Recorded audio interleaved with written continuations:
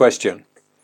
Is it the conscious self of people that wants to experience suffering, or the separate self? I don't understand how one can consciously want to suffer. I don't want to suffer, and people seem to not want to suffer. Well, this is a seemingly simple question, but it has some extremely profound implications. That really cuts to the very heart of what we can call the human experience on Earth.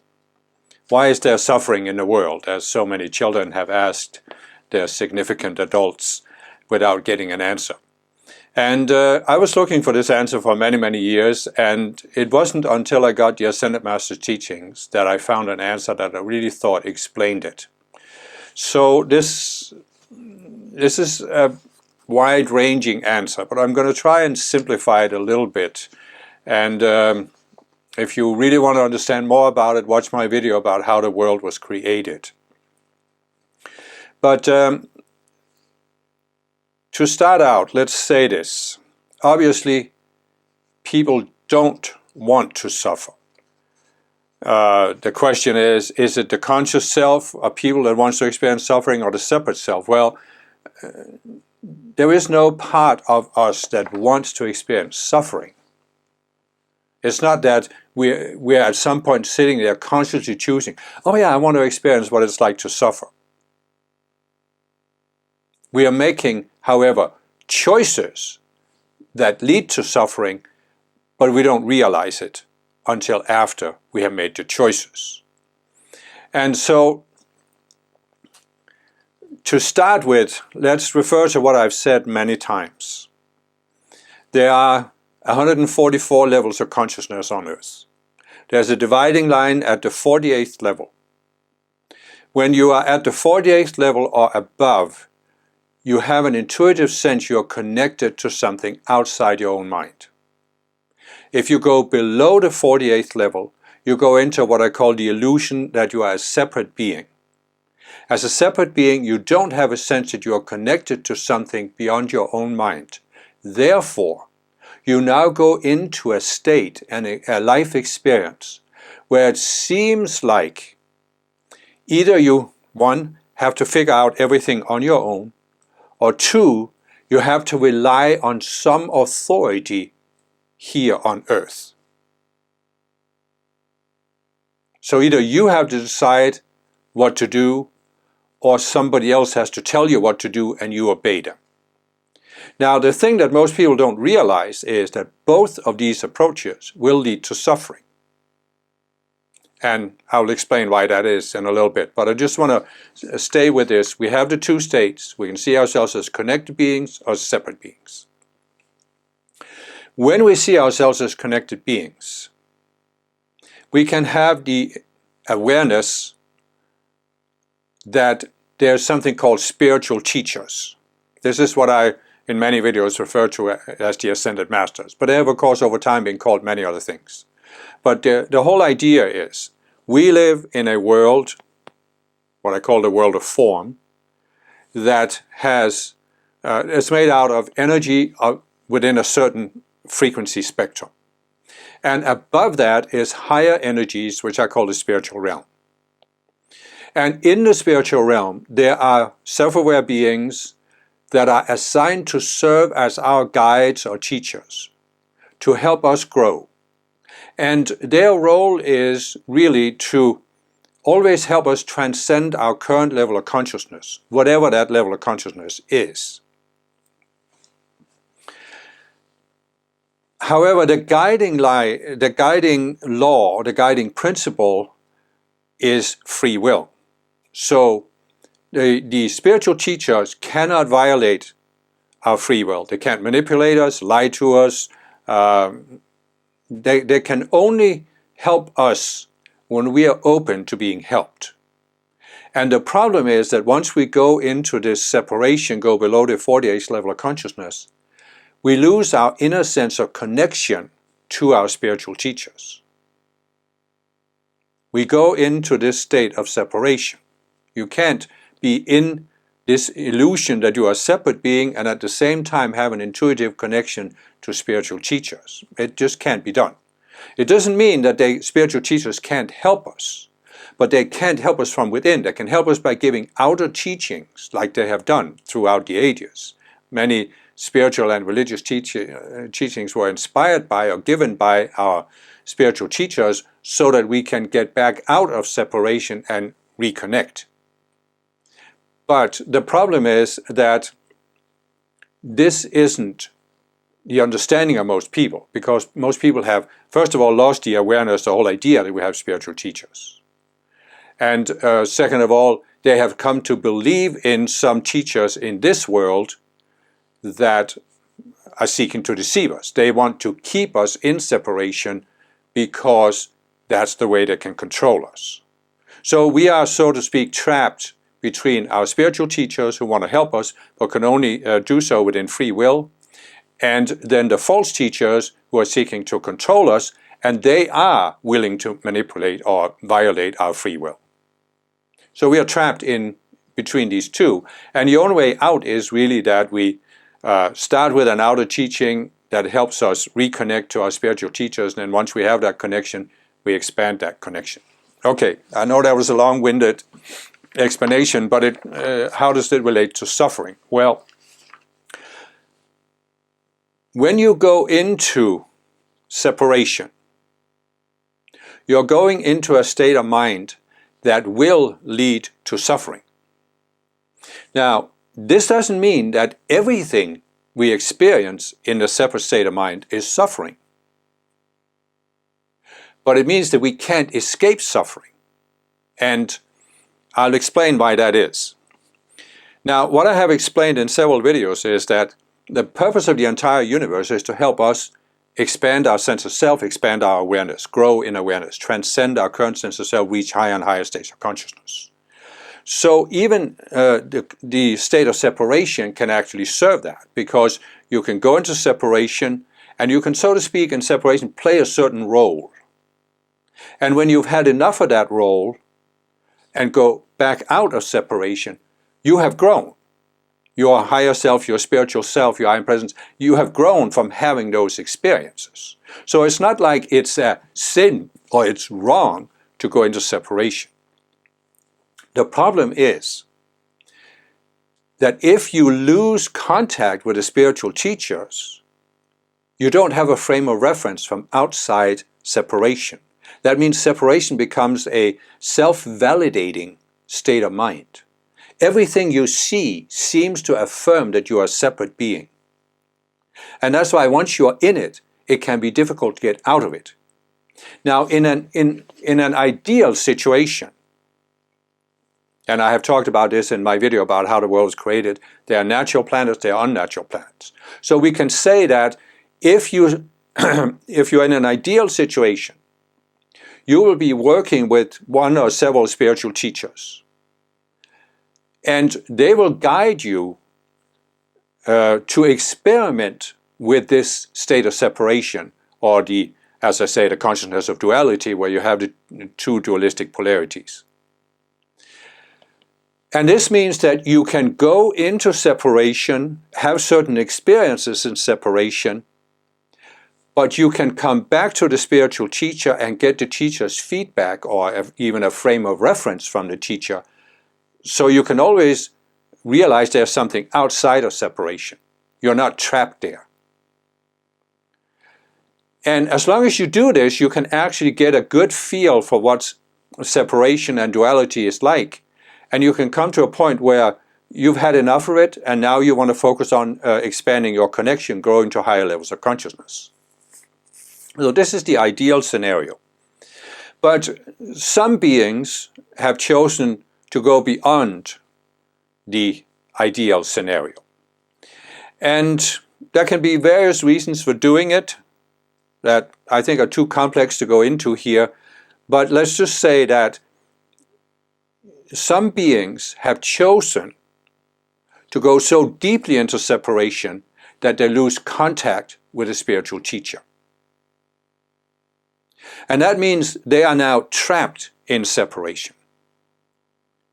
And in separation, you can only be in a sense of separation because you use the duality consciousness that I explained in several of my non-duality videos. That always has the two opposite polarities, where you say one is right, one is wrong, one is true, one is false. So you could say that while you still have a sense of connection to the spiritual teacher,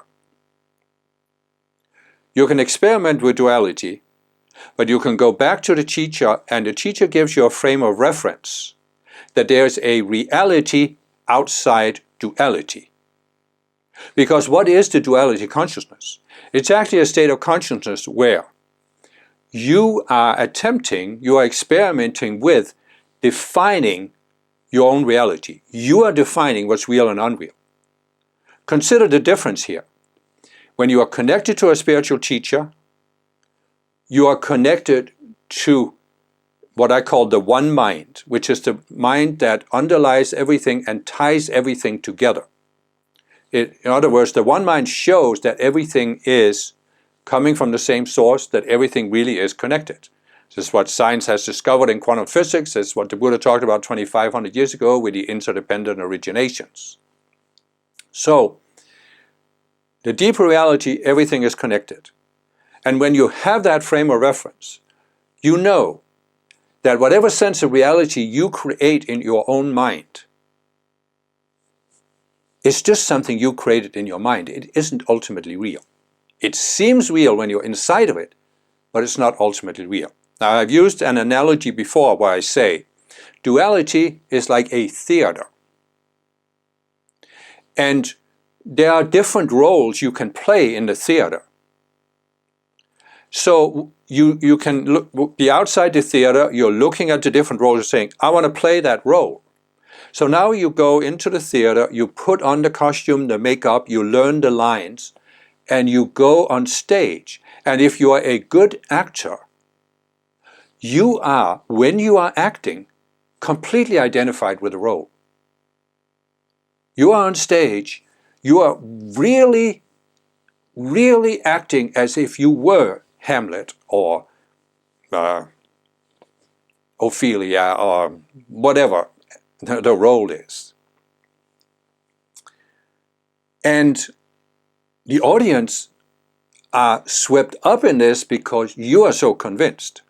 But then, when the play is over, you go backstage and you remember suddenly, you might have forgotten while you were on stage playing the role, you were so living yourself into it, but you remember, oh, I'm not actually Hamlet, it was just a role I took on.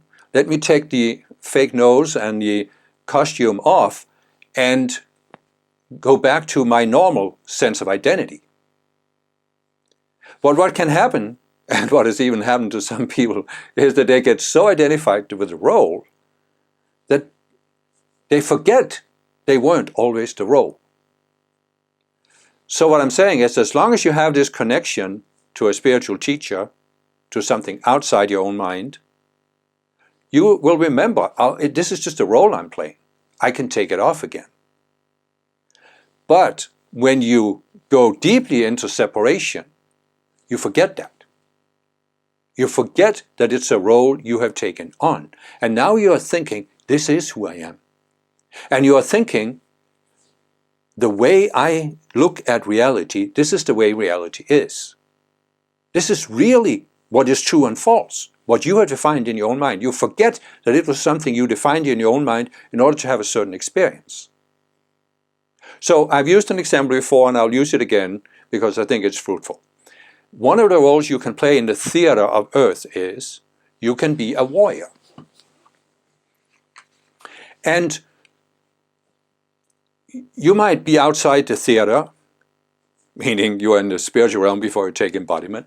You might look at a planet like Earth and you might say, I'd like to experience what it's like to be a warrior who's defeating the enemy, saving my own people, saving the town, being the prince on a white horse. And so you choose you're going to go into this. And now you become so identified with this role that you lose contact with your spiritual teachers, you lose the awareness that you weren't always the role. You're literally cutting off any sense that you've ever been anything different or that you are more than this role. You're identifying yourself so completely with it. This is who I am. So the question is now, how would you ever get out of this role? Well, you get out of it because duality has a built-in safety mechanism. There are always two opposite polarities. So this means that in order to go into duality, you are taking one dualistic polarity and you are elevating that to say, this is truth. This is the way it is. And I've used the example before. Let's say you are a Christian living in the Middle Ages, and you are defining Christianity is the only true religion. Islam is a false religion. They have taken over Jerusalem. Therefore, it is my duty to God to become a crusader who takes Jerusalem back from the Muslims. But you see, that role you're taking in duality as a warrior, it always has an opposite. So there are other beings who have taken on essentially the same role, but they took it on from a Muslim perspective. Islam is the only true religion. We have a right to occupy the holy city, and the Christians are wrong for trying to take it from us. What does this mean? It means that, and this is the safety mechanism, when you go into a dualistic role, like seeing yourself as the warrior who becomes the hero, you cannot only experience the one side of that role. In other words, you cannot only experience that you're always a warrior who wins every battle. Because implicit in the role of a warrior is that you are fighting against other warriors. And sometimes you win, and sometimes they win. In fact, it is guaranteed that when you go into duality, you will eventually lose. You cannot always be the winner. Why this is kind of complicated with karma and the law of karma and the way you use energy, but nevertheless, my point is, the safety mechanism built into duality is that when you take on one dualistic role, a role that's defined by duality, you're always in opposition to somebody. And that means you will sometimes experience that you lose and they win. So if you are the warrior who's winning the battle and saving the city, what do you feel? Well, you feel good, right? You're not suffering. You feel fulfilled. I'm doing the right thing. But when you now lose and the others conquer the city, what do you feel? Well, you suffer. Because your dream of what it means to be a warrior is challenged, is shattered. But you see, implicit in the role of a warrior is that it's dualistic, and therefore you win some and you lose some. It's guaranteed. When you take on this role, how will you get out of it? Only by experiencing both sides of it, until you come to a point where you've had enough of it. You've had enough of both the suffering and the elation. That is why what I'm saying is that nobody chooses this. They don't realize this when they choose, I want to play that role. They don't realize that it has the two sides, and they will experience both sides. But it is the inevitable consequence of going into duality that you will suffer. And therefore you can implicitly say that when people choose to go into duality, they are choosing suffering. Not consciously, but they are choosing it. Okay, so what does this lead to? Well, it leads to the realization that when you go into duality, you might at first experience that you are elated, you are winning a victory, you are the victorious warrior. But then, when you lose for the first time, what happens? Well, what happens to many people is that now they are resisting that they lost. They think something has gone wrong. This shouldn't have happened to me. And as I've explained in several videos, when you go into duality, you are creating this self, actually a whole conglomerate of selves, but the main self is what I call the ego, which is based on the idea I'm a separate being. And the ego has this idea there are some things that should happen to you and some things that shouldn't happen to you. So when you lose, the ego reasons this shouldn't have happened. But see, the ego is in an eternal quandary, because the ego is based on this idea, I'm a warrior and I'm always right, and because I'm always right and because I'm on the right side, maybe even on God's side, I'm always going to win. This is the illusion that the ego has created in order for you to play the good part of the role. So when you are now confronted with the fact that you won't always win, the ego has an explanation problem. So now it has to explain to you why a warrior who's on the good side could lose. And this is why you see people who have gone into all kinds of convoluted explanations for why life isn't the way they think it should be. And you have all these explanations in religions, in political ideologies, psychological ideas. You have all of these explanations. But the only way out of this state of suffering is that you reconnect to the fact that the outer suffering you're experiencing is a result of your state of mind. And the only way to escape the suffering is to change your state of mind. But because people don't realize this, what do? They continue to try with a separate mind to create a state where they are protected from suffering. And they do this by resisting other people who are doing the exactly same thing from the opposite dualistic polarity. And therefore, the clashes between people just continue.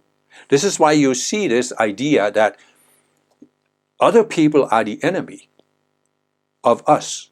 And if we just eradicate those other people, then we will be ultimately safe. And our country or our empire will be ultimately safe if we just eradicate those people who are against us. But you see, in duality, you can never eradicate the other dualistic polarity. It can't be done. What you can do is you can realize that there's an alternative to the dualistic state of consciousness. And you can strive to move towards that. That is what the spiritual path is all about. And ultimately, the way to really experience this is to reconnect to your higher self, to your spiritual teachers. But before you are able to do that, you need to use an outer teaching. You need to, with your outer reasoning mind, you need to come to realize that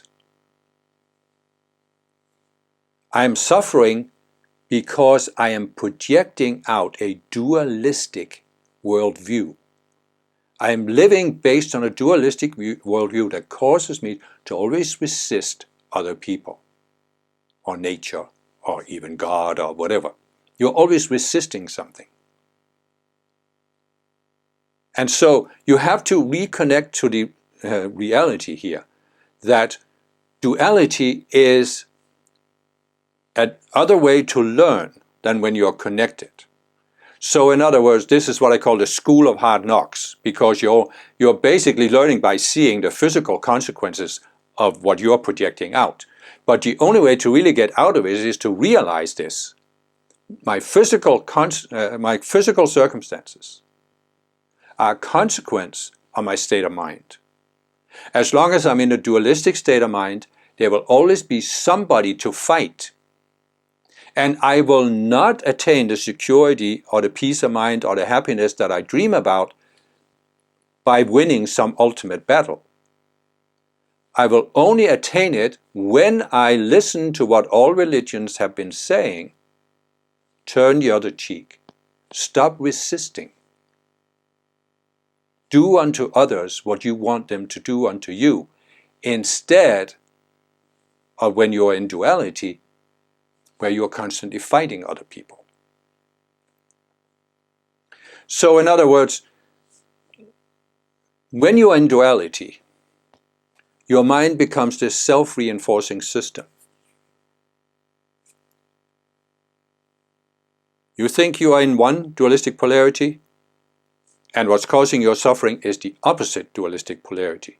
Therefore, if you fight or destroy or resist the opposite dualistic polarity, you will ultimately attain peace of mind, happiness, or whatever, salvation, whatever you dream about. You think, because it's the only way you can think in duality, that getting out of duality, getting out of suffering, means winning some ultimate battle. But the only way out of suffering is to stop fighting dualistic battles by transcending the dualistic state of consciousness. Stop resisting, stop fighting, turn the other cheek, forgive 70 times 7, love your enemies.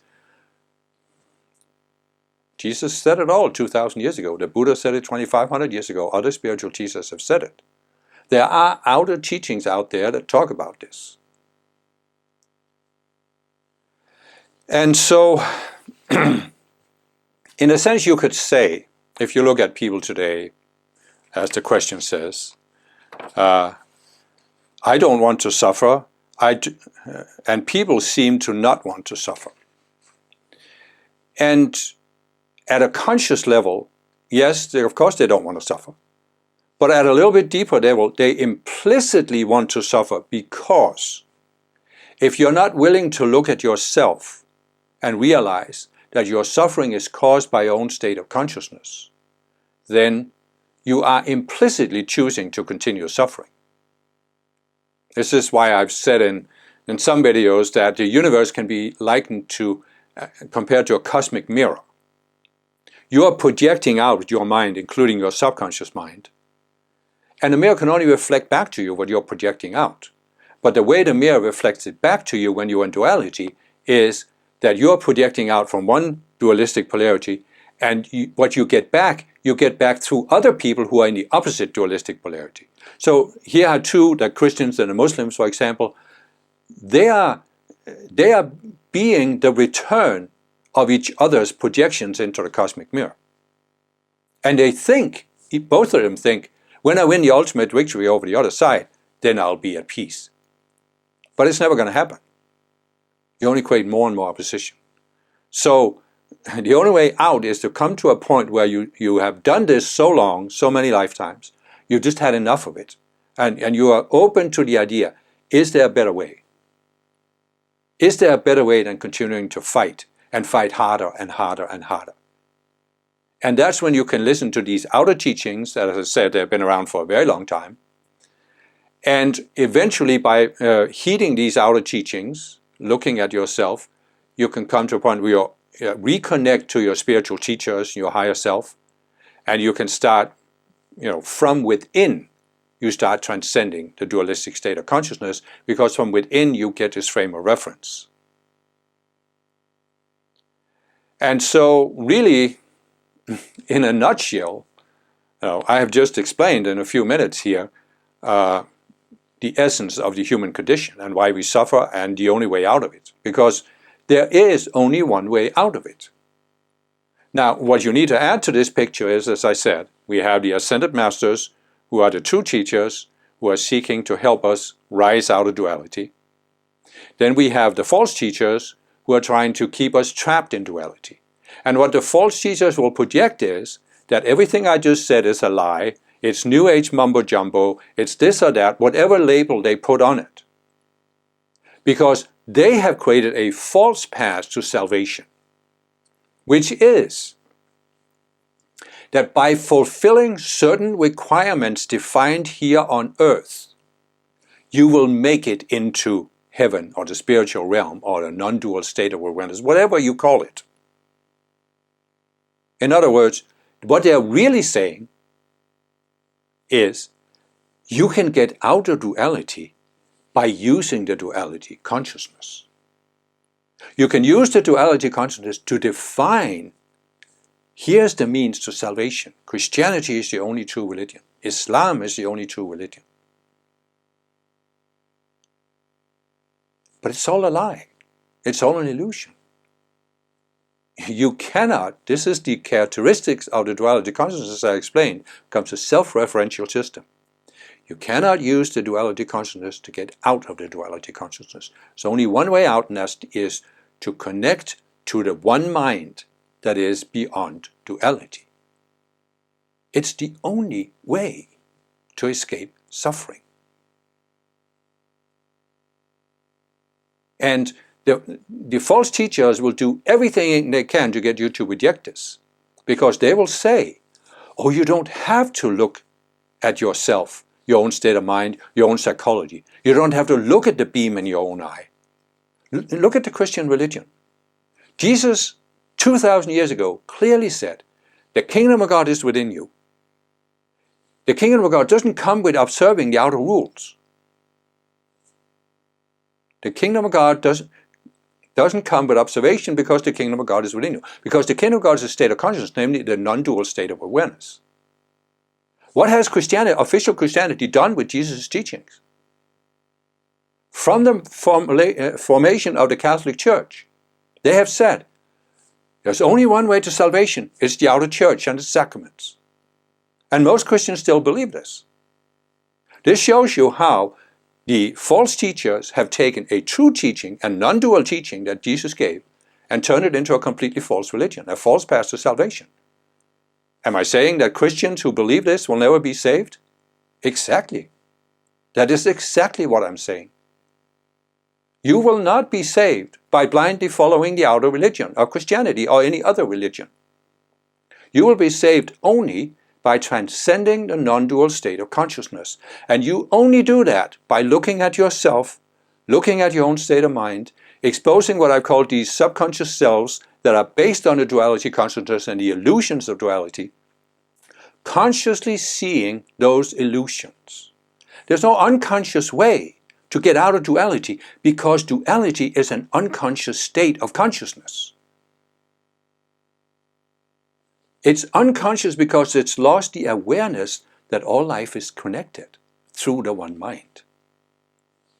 It has taken the separate mind and is trying to use the separate mind to define reality. But it can never happen. It can give you an experience that you have defined the only truth. But sooner or later, you will lose that experience, because there's another dualistic truth that will clash with yours. So anyway, I guess I could go on, because it's probably my favorite topic, is the very fact that I realized a number of years ago that we human beings are trapped in a certain state of consciousness, and that it is this state of consciousness that causes all our suffering. And that the only way out of suffering is to transcend that state of consciousness.